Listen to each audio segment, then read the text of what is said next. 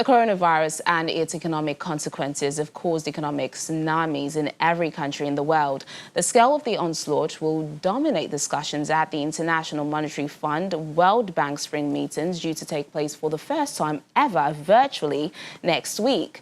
These virtual meetings will include the G20 finance ministers and central bank governors and the body that advises IMF governors about the management of the international financial system, the International Monetary and Finance Committee.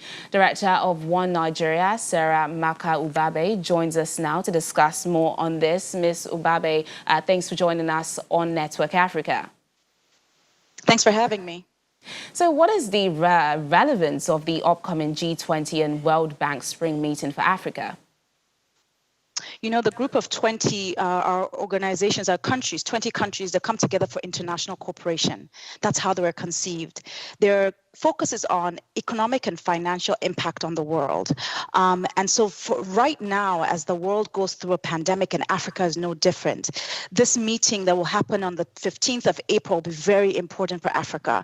What happens there, because the April 15th meeting is where they announce their package deal, financial package for the world. And Africa is there with a list of requests that we need the G20 to pay attention to as a matter of urgency. Well, what is Africa's ask during these meetings?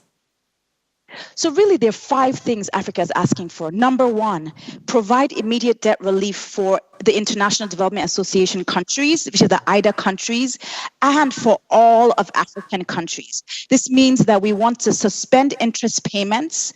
We want to suspend principal payments till 2020.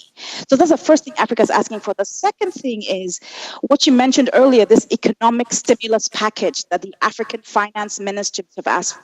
$100 billion to go towards, some of it to be debt relief, but others of it is to protect 30 million jobs that will be lost across the continent due to COVID-19. It will also go towards addressing the real-time health impact that everyone's feeling, and especially to protect the vulnerable around us. So that's $100 billion stimulus package. To put it in perspective, America just released $2 trillion stimulus for their one country.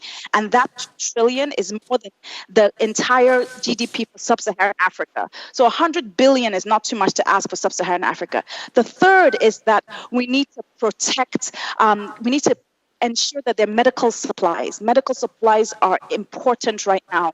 And what is happening is that Africa imports over 70% of our medical supplies from the rest of the world. And many countries are having protectionist tendencies.